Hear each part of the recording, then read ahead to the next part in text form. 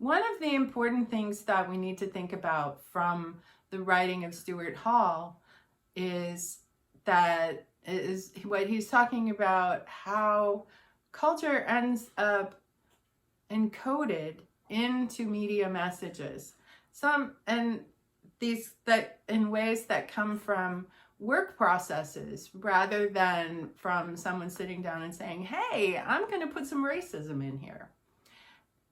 But that the practices of making a piece of media, even the way the technology works, is influenced by the culture in which it was created. The culture influences how we use the technology.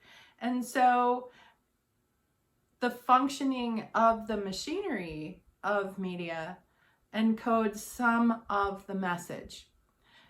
As I said, it isn't necessarily that someone sits down and says, as we talked about last week, we won't have women speak in the movies. No, it's something that is part of the culture that happens into the movies. Stuart Hall is a really important writer in the late 20th century, thinking about how we understand media. So what we're doing, we're still moving from how do all these theories we've been studying help us understand the way we communicate with each other, into how do these things get into media texts that we look at. So that's one way. It's culture reproducing itself in the practices that we use to make it. And this is an important idea that Stuart Hall is also extends his theory to looking at colonialism. So how do dominant cultures end up reproducing their elements in cultures that they have colonized? For example, in India, one of the languages that is the most commonly spoken is English. English came with the colonizers, with the British. And so English has a context, it has baggage that conveys something about culture and hegemony just by the use of English, because some people in India don't have access to learning English. So the very language that you speak in India is tied up with the history of colonization. And so there's a movement that Stuart Hall is an early part of that looks to use his ideas about how cultural practices are encoded in the way media is made to change the messages that are encoded by consciously thinking about where the culture of colonization is in the mind, is in the embodied practices, and opting to change.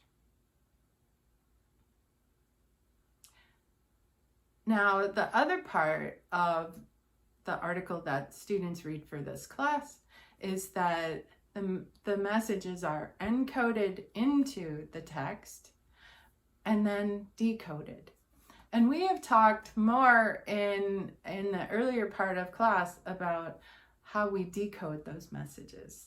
And so what we end up with is that there are messages encoded into the text, some of them intentional, some of them part of cultural practice, and then the text reaches us and we are seeing the text, but we're also seeing through our cultural literacy. So the text, the meaning that we make of the text may not be the same meaning that the person who created the text had in mind.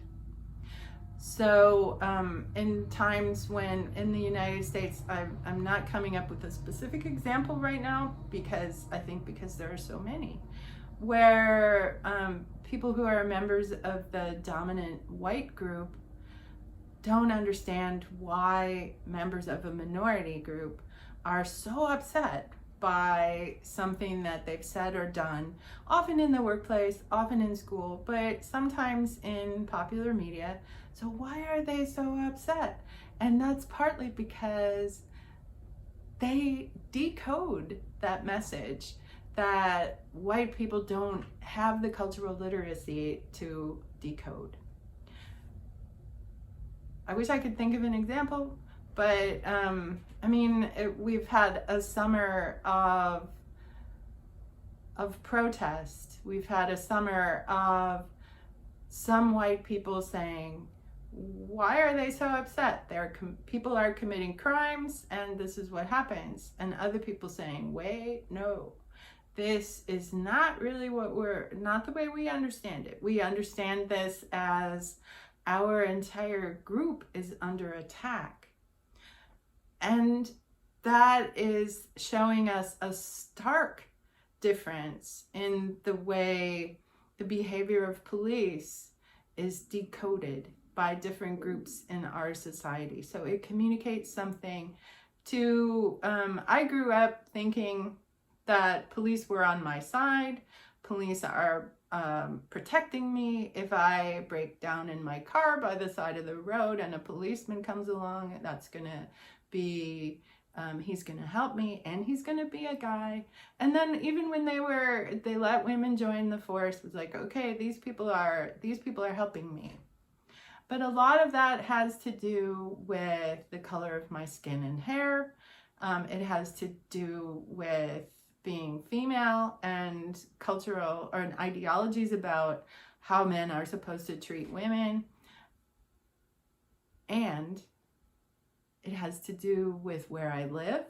So even the places that we live have some communicative value that gets encoded and decoded. But for people in communities of color, the police are not maybe ever the people that you turn to for help.